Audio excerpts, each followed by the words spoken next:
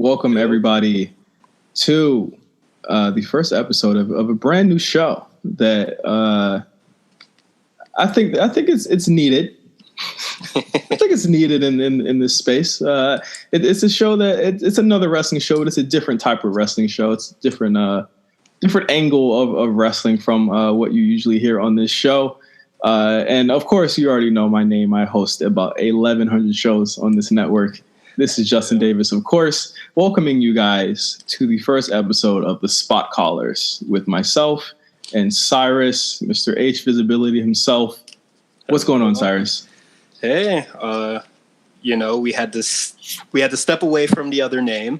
We couldn't do G Show. We couldn't do G Show because G Show was only for the G1, and we did that show way back in August, and it's like November now. Yeah, it's been a very long time. Yeah. So, and you presented the idea to me. I think you kind of, and I won't speak for you, but I feel like you kind of got your feet beneath you after the G Show. You really liked the response to that show. Yeah, it was very welcoming, good reception from everybody, and I just enjoyed talking about wrestling. So that was really cool for everybody to be very supportive of that. Yeah, and you were like you were trying to find an angle, but it's like. There's so many like things that I have going on, and it's like we had to have like the perfect time to do this. So and we'll get to what we're watching on today's show and how you can watch this.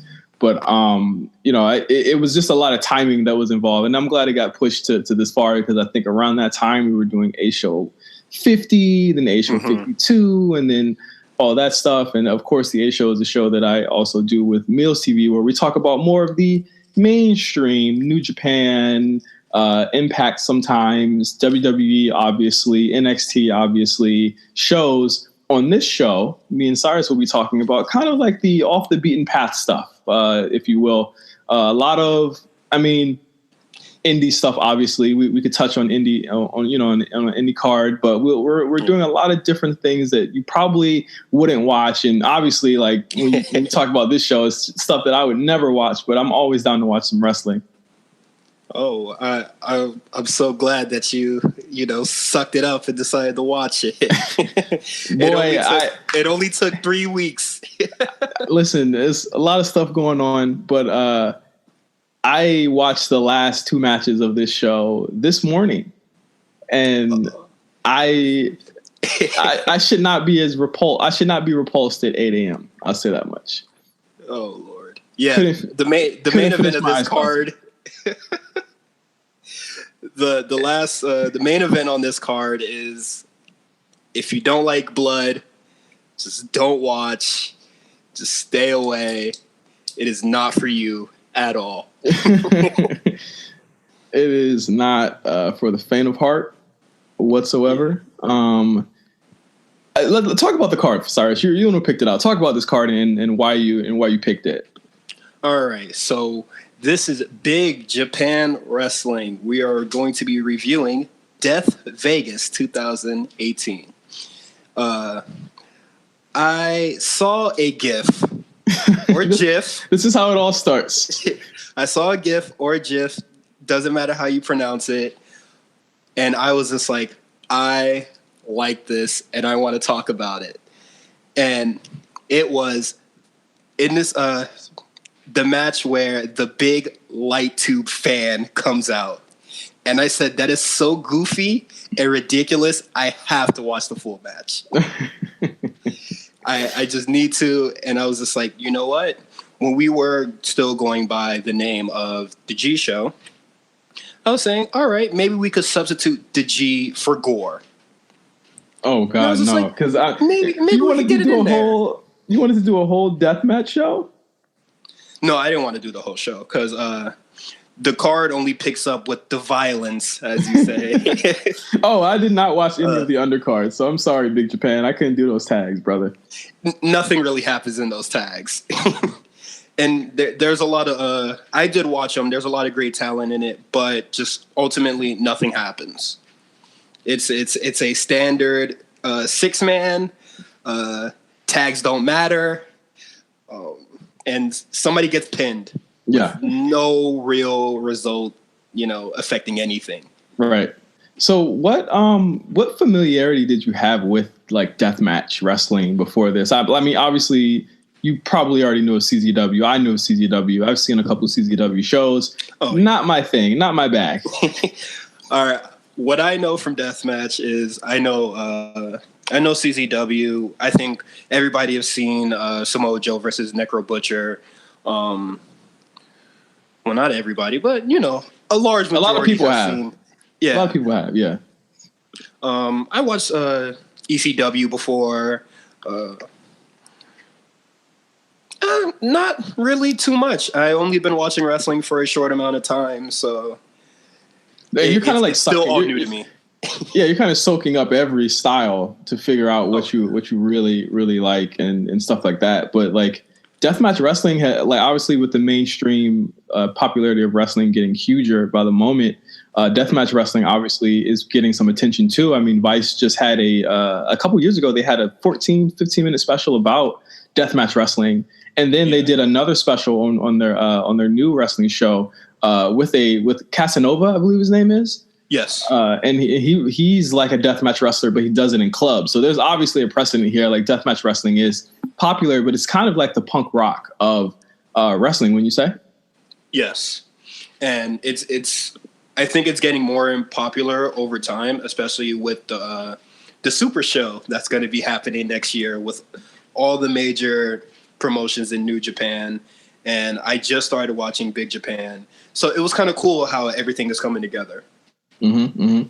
And I really think that it's hilarious that you would love this because of just the vibe that you have. You're a different kind of guy, Cyrus. Define different. Big different. That's my definition of it. Big different. Cyrus is like 15 years old, guys. Cyrus is 15. He just started watching wrestling when he was 9. Yeah, that's exactly what it was. And now I'm a big old adult, and I don't have to ask my mother to rent out these tapes for me. Oh my God! Did you have what is it that you like about deathmatch wrestling? I think if there was anything that I liked about it, and Japanese deathmatch wrestling is completely different from American. From what I've watched in this show, but one thing I've liked from what I've seen of it is that it is all spectacle, all action, all the time. I think that is the number one thing that you can kind of, put your hat on when you talk about deathmatch wrestling. It's something that I really enjoy. It's like I wasn't too big on the undercards because I was like, let me just see the blood and violence. I just wanted to see that. So that's one thing I do like about it in a really sick, twisted way. Yeah, it was just like, I'm going to be watching this deathmatch stuff, and then you see people having a regular tag match. Yeah. And it's just like, all right, this is not what I came here for. Show me the blood.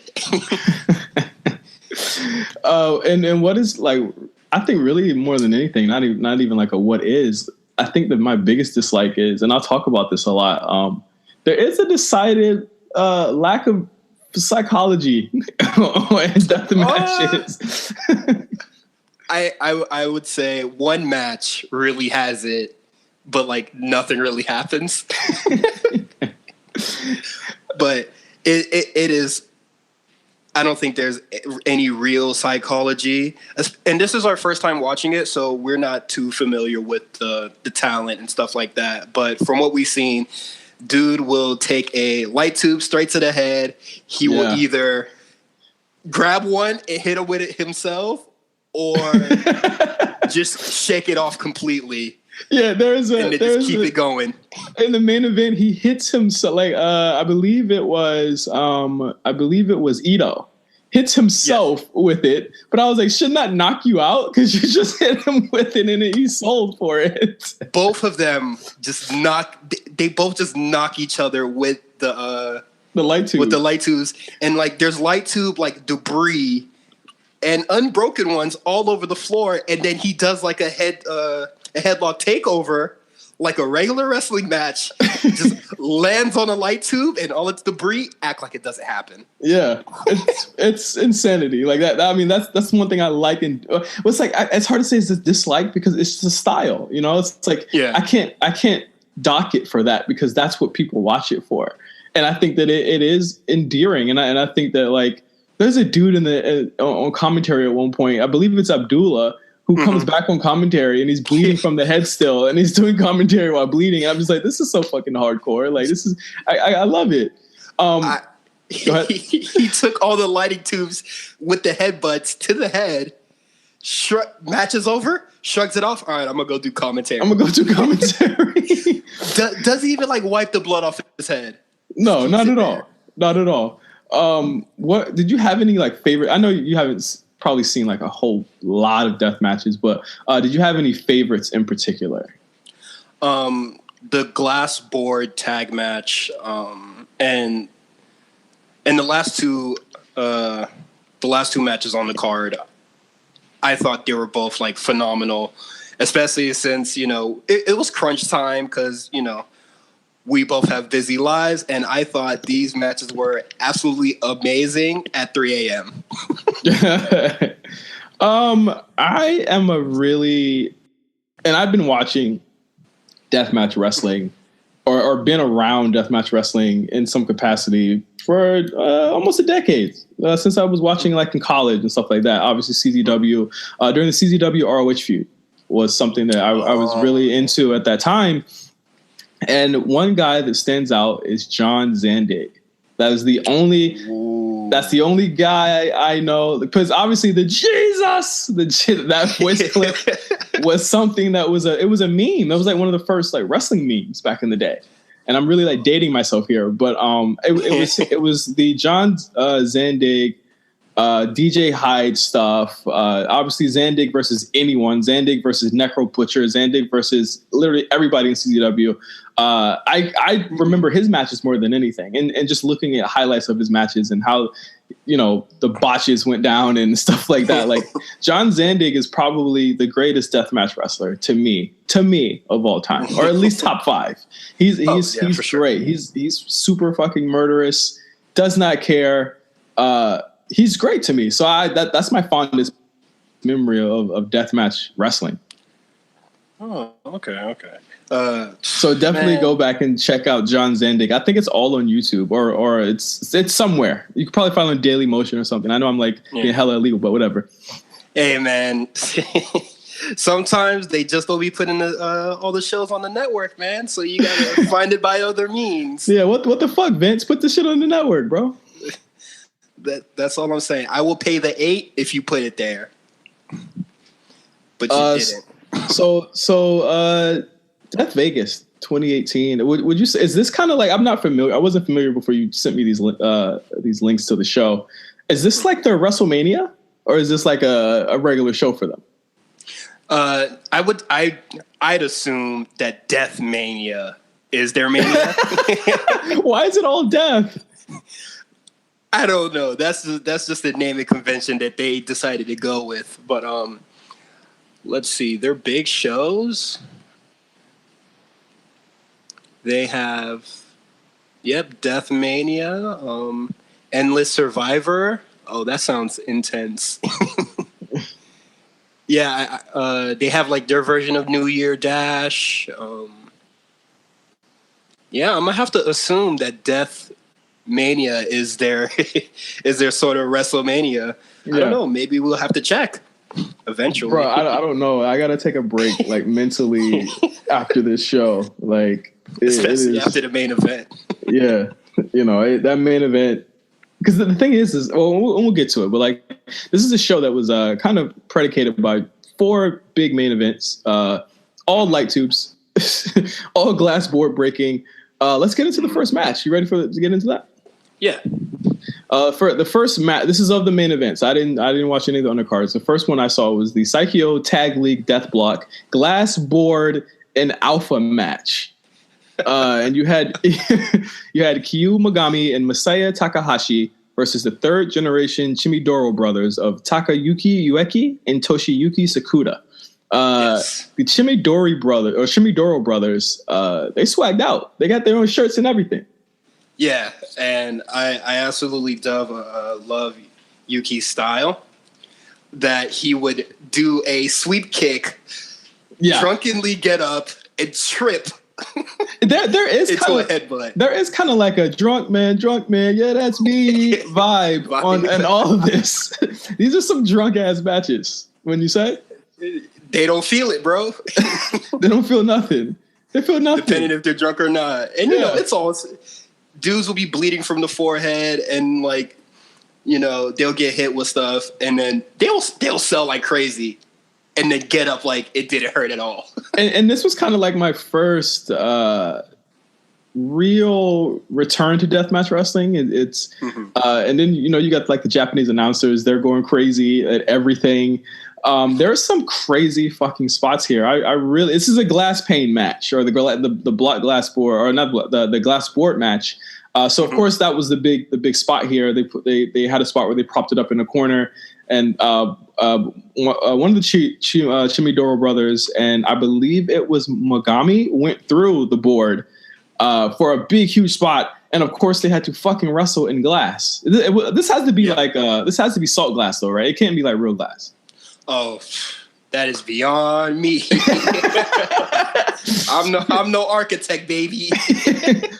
There's no way they're wrestling on actual pieces of glass, but no. I think this was a good introduction to just the brutality of it. There's another one where they have like a spike board, little spike board. This is where I was like, you know what? Maybe this show is the bad idea. There's a spike board. One of the Chimidoro brothers is laying down. Has it put under his shirt. Has a spike board put under his shirt, like 2 or 3 of them.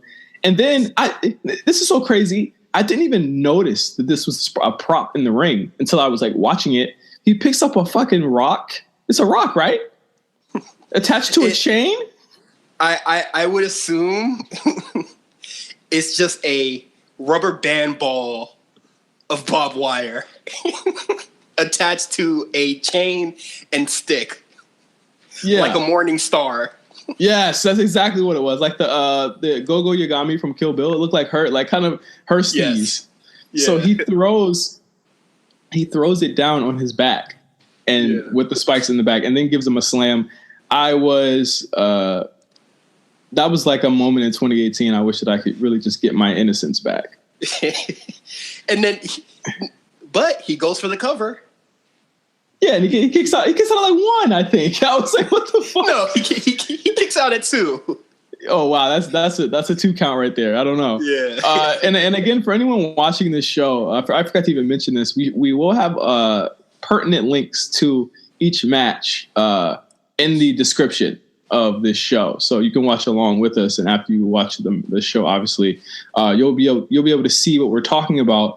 But there was just rampant violence in this match, obviously. But one thing I did like is that the Chimidoro brothers, they have really good like charisma and a really good work rate. I think they work really hard in this match. I do besides like all the deathmatch stuff, there's actual wrestling happening. Yeah, like these people are actually wrestling. Like because, like you said, the glass boards are part of the big spots. Yeah. But till they get there, they're doing, strong style. They're kicking, hitting, slamming each other ridiculously hard. Oh, be clear, and we'll get to this when we get to the heavyweight title match. They are punching each other for real in the face. Just close. Clobbering each other. Ref is not paying attention. I swear the ref just had his back turned. Oh, no, he doesn't care. He doesn't care. Like, dude he just says, fuck it, and just punches him, and he just collapses to the floor. No sells it, gets back up, hits him again. It is a brawl. It is a fight. It's great. Yeah, it is a brawl. And that's one thing I did like about all the matches on the show, especially the heavyweight match, which I thought was really good, is that all of these are all brawls. And I think that not to shit on the strong style type matches that NXT might have or that in New Japan constantly does, these seem like proper, fights. Like these seem like proper strong style matches that, most, obviously New Japan can't do these types of matches because they need to have these stars on their shows, but these are like proper fights, I really felt the really the struggle in each of these matches. What did you think about the finish to this particular match? The finish to this particular match, I thought, it kind of ended abruptly because I was expecting more violence. I was expecting another glass board. But I thought it after the super sliced bread kind of spot onto the that was cool. I thought that should have been the finish. But I think it goes a little longer past that. But I thought the finish was okay. The matches aren't too long. Yeah, which is fantastic. The matches I think the longest match was the second to main. Actually, the main and the co-main are actually the longest matches. But 11-minute matches. Yeah. These matches don't need to be that long. They don't need to be that long at all. Absolutely not. They're exactly what they are. And I'm cool with that. So the next match on the card, yet some more bullshit from the Psycho Tag League Death Block, a light tubes match. The first light tubes match of the night. You have Abdullah Kobayashi and Yoshihisa Uto versus the Yankee 2 Kenju of Isami Kodaka and Yuko Miyamoto. Your Japanese is on par, baby. Hey, listen, and I might get it wrong. I apologize, to anyone I might get it wrong. The level of no selling and violence in this match. Oh, it's real. Unbelievable. Abdullah Kobayashi is so agile for a dude that's 400 pounds. Oh, yes. Dude can move. He can take hits. I think he's the perfect for this style. Yeah, a man that can take hits and move. And obviously, his look is an ode or a homage to Abdullah the Butcher, and he takes the punishment like Abdullah. I think he takes a lot of the. I think he his interactions with himself and Kodaka were really. I was really into that stuff. They really win at each other from start to finish in this match. But this is actually the introduction of I'm going to headbutt the light tubes onto your face so that we both get glass on our face. This is I'm going to do a strike onto a light in you. Yeah. And just fuck it. These light tube matches, how do you feel about these light tube matches as a whole? I know that these, obviously it's a spectacle. You're watching them explode. That's what it's about. You're watching the light tubes explode. How do you feel about watching a full match where every type of psychology is built around using them? I liked it in the main event, not so much here, especially because this is the first time I've ever seen a glass board shatter. I think that is way cooler than a light tube. In the first match, I didn't get to talk about it, but when that glass breaks, the first initial break, that sound just echoes throughout the arena, and I thought it was fantastic. But here, it's used, I would say, moderately. But then they knew they couldn't go crazy with it because the main event. We'll get to that, but I thought that for this particular match, a lot of it was predicated on a lot of the big spots, such as Abdullah going crazy, hitting running drop kicks that he comes off the ground 5 feet, which is insane. And stuff like that. I really thought that the juxtaposition between Abdullah and the Yankee 2 were really cool as well, because the Yankee 2 are kind of your junior tag type guys. Yeah. Now, and I say type guys because all these guys are hefty. They're not really juniors. Yeah. When you see these two guys, they're kind of skinny, kind of medium build, and then their opponents are kind of more. They have more muscle or more mass to them. Right. So it's just like you're seeing these heavyweights go against these juniors, but the equalizer is these light tubes. Because the Yankee 2, they just go at it. They use the fuck out of these. Yeah, they from start to finish. And one spot that I felt was repeated and I wasn't like super like huge on, the psychology and the spot behind the, oh my God, I'm gonna Irish whip you into the light tubes on the ring. Yeah, I don't know why they do that. It's just do it. Just take it. It doesn't hurt you. Just take it, and it's just like if you don't take the Irish whip, they're just gonna easily just grab it off the ropes and hit you with it. They did that a lot. They do that a lot where they just grab. They say, "Fuck it, I'm not even gonna bullshit with this. I'm gonna hit you with the light tube just like this." Yeah, I'm just gonna pick it up and hit you with it like a bat. Like screw it. There's no I don't know why they do the Irish whip thing. Especially all these things are getting broken anyway. Yeah.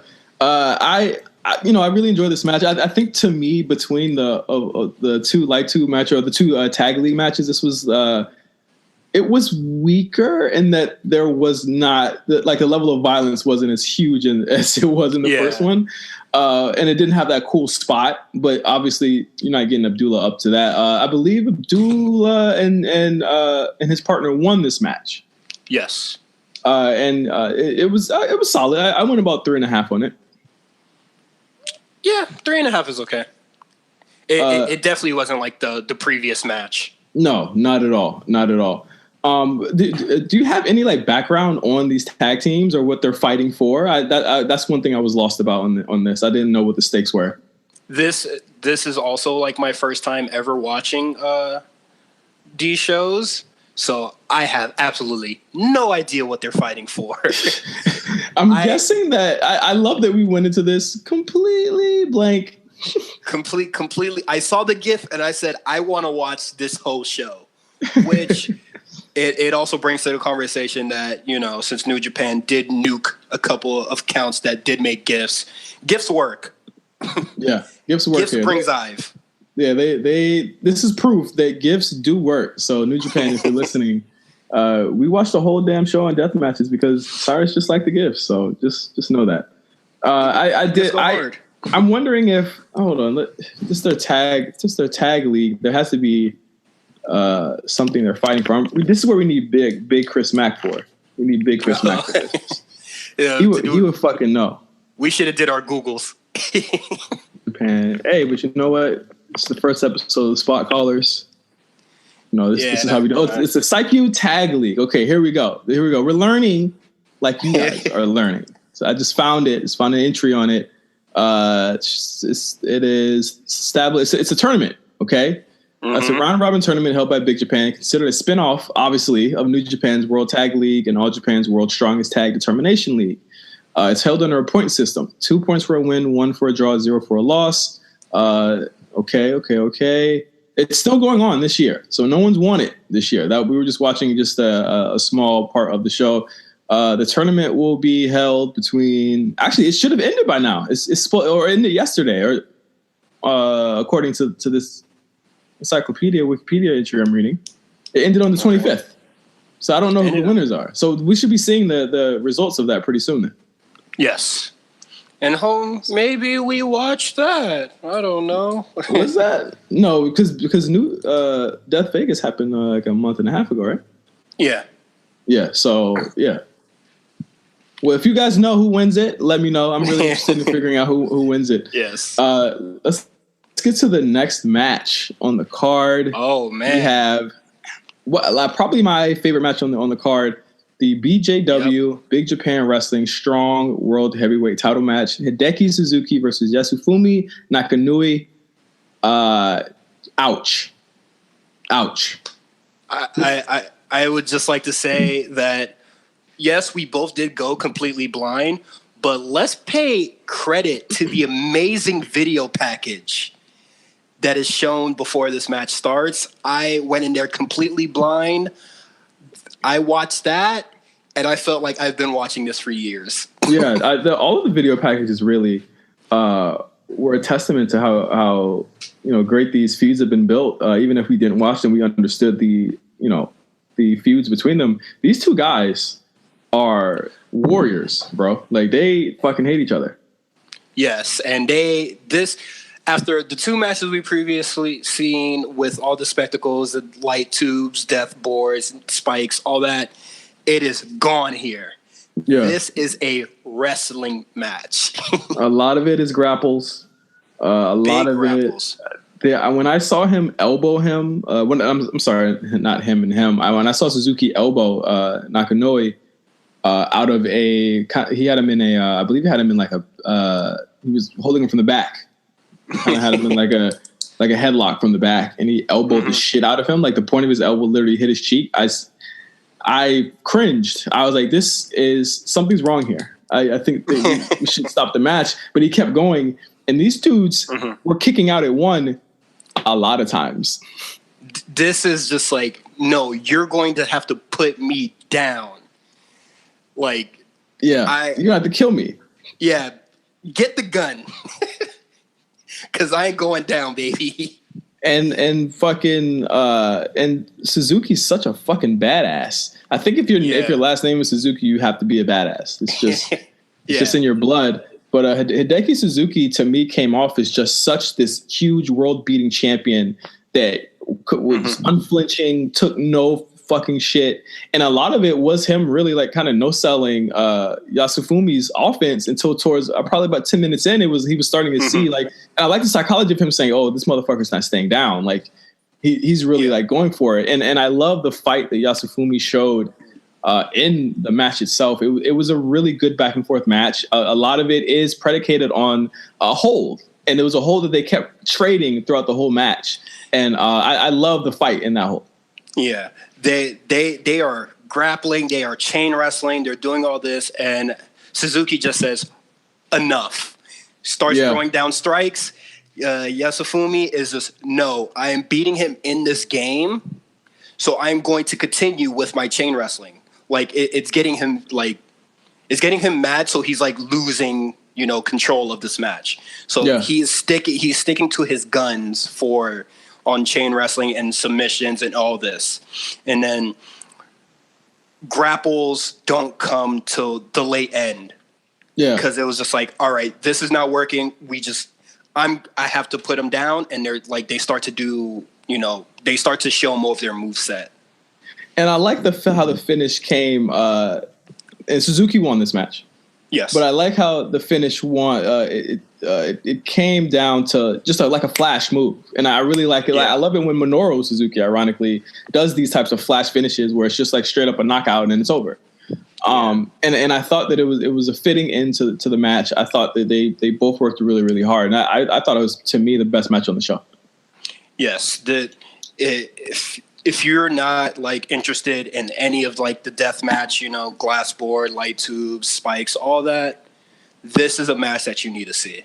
Absolutely, it's a really good match. One of the strongest matches I've seen all month, actually. Yes. But going into the Big Japan Death Match Heavyweight Title, 300 fucking light tubes match, most ridiculous match I've ever seen in my fucking life. This match is comedy. What in the fuck match I've ever seen in my life. It is Masashi Takeda versus Ryuji Ito for the Big Japan Deathmatch Heavyweight title, which to me is it just looks like it's probably their biggest title, probably. Obviously, main eventing the show. They start this match. This match and they stomp on the light tubes. They stomp on a bunch of light tubes. Wait. Let's stop before the bell rings. Okay. So both these competitors get into the ring. It's 300 light tubes. I would say we have at least 275. And they do the announcing. They do all that before the bell rings. They are laying out more light tubes on the floor. They are littering the ring. And it takes at least 5 minutes for them to get all the ring, like the whole ring covered. And from different matches, we always seen one light tube on the rack. But now we are getting 3 light tubes, strapped together. Yeah. And one. Yeah. So Takeda and Ito are walking in circles. They don't even fucking strike each other. They're just walking around in circles. The entire ring is covered with debris from the light tubes. And, when you hit someone with one light tube, that's fine to be slammed on, because it's just a little bit. These motherfuckers immediately start doing chain wrestling and slams and bumps on this debris. Ito's back is up. Disgusting in this match. I'm glad this wasn't HD. I might have seen skin fall. I believe he gets a piece of a light tube stuck in his face at one point. Yeah. When there's a lot of debris toward the end, and he gets a huge piece of it stuck on his chin. This match, I had to turn away at some points. Like, I know it's 31 Days of Horror, but this was a little bit too much for me. It was heavy. It was a heavy match for me, bro.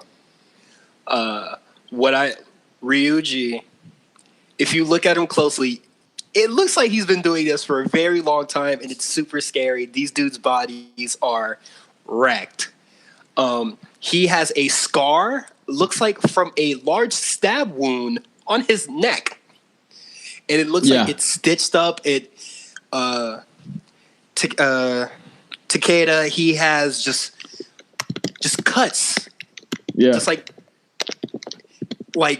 their bodies look completely gross, and it looks even more disgusting when blood is covered all over them.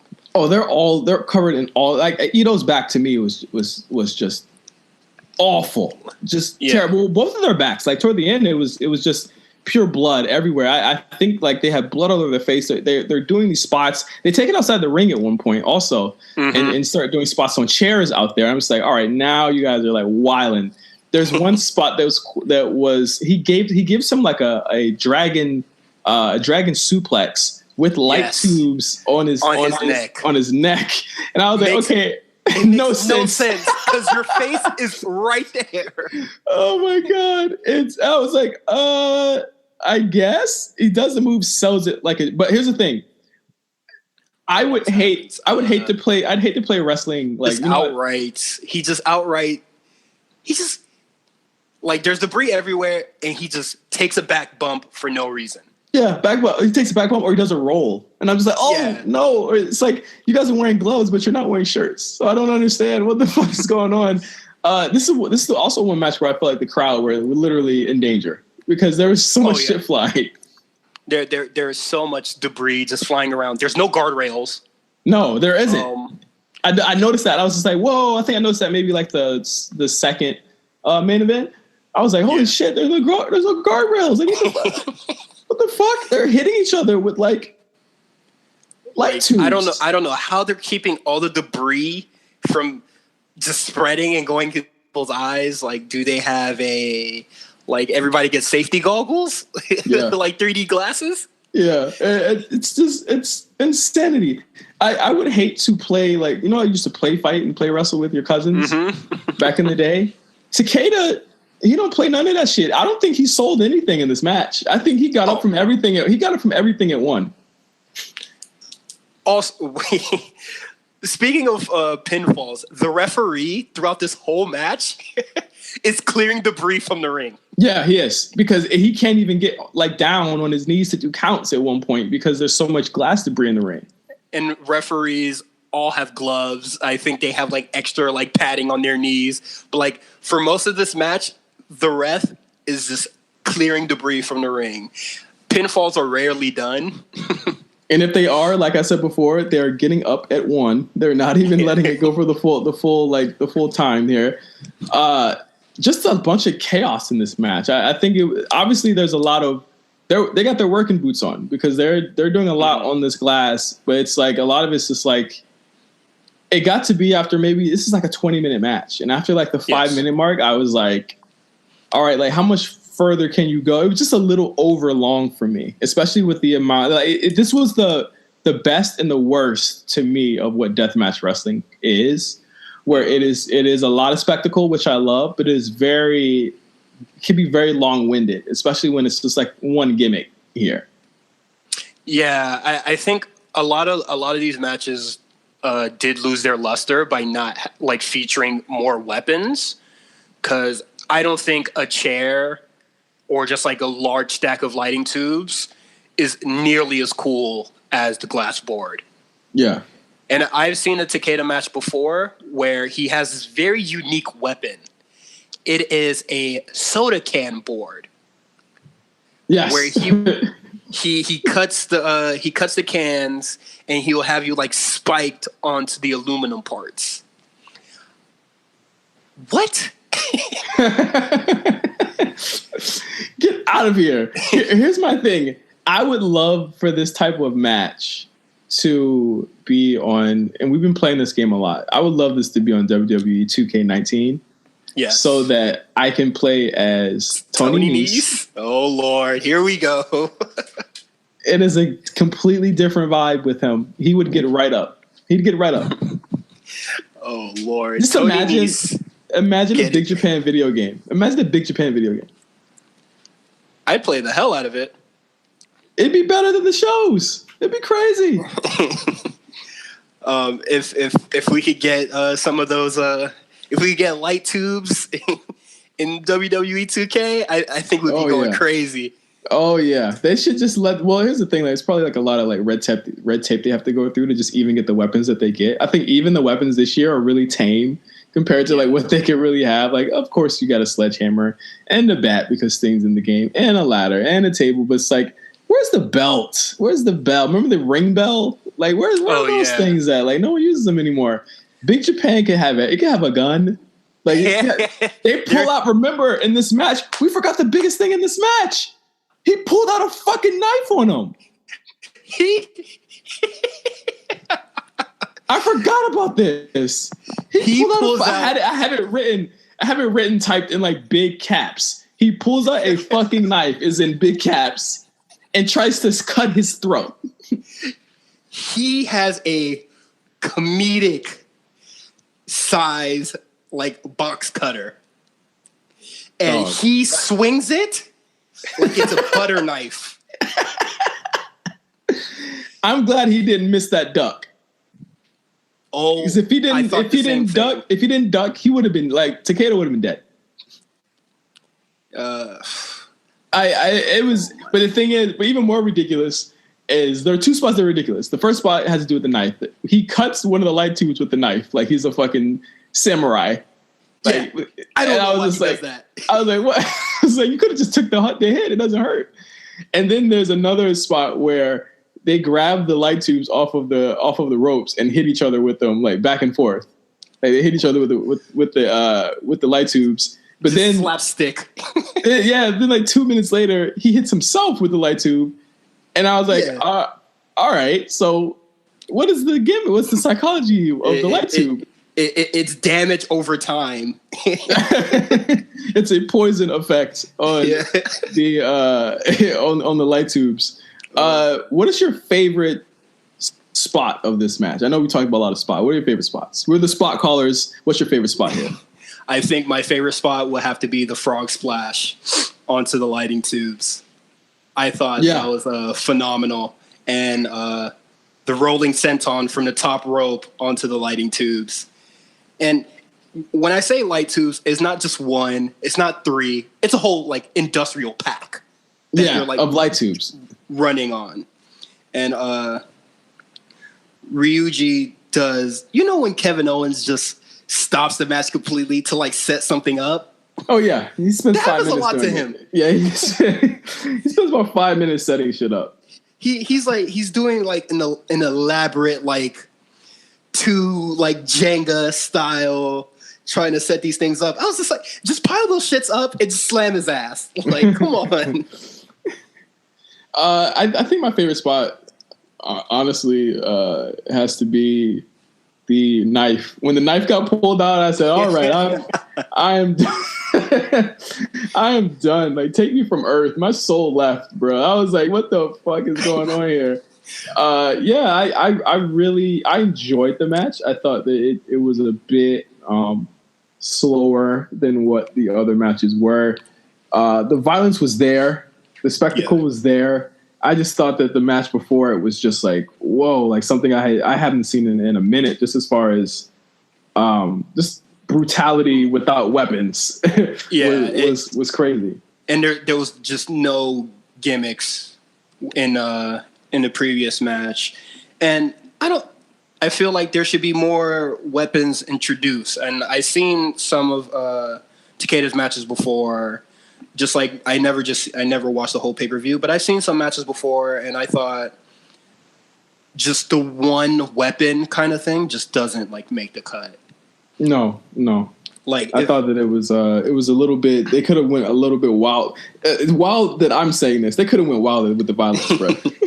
And like it's like, you know, you have TLC, and then, you know, you have a chairs match, like yawn, like chair shots or whatever. Also, why does this show have some of the safest chair shots I ever seen? But everything else is super ridiculous. Like a lot of places still do like just straight up chair shots, or, you know, they'll throw the chair into people's heads. But here, there's always like a middleman to like soften damage. Like they're taking care of one another, but at the same time, you know, light tube headbutt. Like, well, because we still can't get unprotected chair shots, but, you know, light tubes, okay. Yeah. Debris in your face, you'll be fine. Big fucking knife, you'll be fine. Just duck to make sure you hit your duck, brother. Yeah, and it's just like that was like a weird, like, oxy, like, moron kind of thing for me. It was just like, you know, chair shots are just like, be safe, because these can do like super long-term damage, I guess. CTE. Yeah. But like light tubes, you know, we'll just pluck it out of your body. But yeah, that was Big Japan Wrestling's Death Vegas. I think all in all, very different show than I'm used to watching. But I think a show that I very much thought was really solid. I thought it was a really solid show. If that's your thing. Obviously this isn't my thing, but I found a lot of redeeming aspects of it. I think a match to me that I would go out and go try and find and watch is Hideki Suzuki versus Yasufumi Nakanoue for the World Heavyweight title. I thought it was a really great match. I think it's a different match than a lot of people are used to, and I think as long as those matches are given like in moderation, that they can be really great. Yeah. I mean, what was your match of the show? Match of the show will obviously have to be the Hideki match, but if you want to see a nice little, you know, you want to get your death match fill in, I think the main event or the tag match, the glass board tag match is really good. Yeah, really enjoyed that match as well. So Cyrus, like, how do you? Are you going to continue to watch Deathmatch after this? Is it going to be like something that you're looking out for? This is definitely going to be something I'm looking out for, especially with the huge Super Show that's going to be happening, or that's rumored that's coming. And I do want to get familiar. You've mentioned this Super Show. What is the Super Show for people that might not know? A lot of Japan promotions are coming together, like All Japan, Noah, New Japan, Is Dragon Gate on that list? I don't think Dragon Gate was on that list. Okay. I don't remember though. Well, it's 4 big promotions, and Big Japan is on there, and I do want to get familiar with a lot of this talent. And it's a great alternative. You know, it's something different. Yeah, it's a different viewpoint on wrestling for sure. But I don't regret watching it. It's always good to kind of cleanse your palate from the regular old stuff that we watch every single week on television. But yeah, I would definitely say I recommend Death Vegas 2018. I know it's surprising, but it's not a bad show. It's not a bad show at all. If you just skip the tag matches, it's pretty well done. I'm glad I skipped the tag matches, because when I asked you, I was like, do I got to watch these tags? I was like, I want to see some blood, my G. I need to see the blood, bro. And then when you saw it, you're just like, oh no. Yeah, I cringed. I don't think I'm built for that anymore. Honestly, I don't think I'm built for that shit no more. But I mean, first episode of the Spot Callers in the bag here. What could we expect to watch the next time, or is it just going to be something you randomly ask me about? Probably something random. Okay. I'm just gonna tell you. You want to talk about this, or watch this show. If you want to talk about it, we'll go right ahead. We should ask Twitter what we should watch next. I've been feeling they're gonna ask us to watch some Evolve shit, but I'd be down with that. Yeah, Evolve. I don't watch enough Evolve. I think I would watch an Evolve card, or I mean old ROH. We have to find it, but we'd have. I'm pretty sure we could. Because the thing is, you're not really kind of in depth with a lot of the old ROH stuff, huh? No, not too much. I know about Daniel Bryan, CM Punk, Samoa Joe, AJ Styles. Like, I do have those DVDs, but like there's a lot of other stuff that I'm not truly familiar with.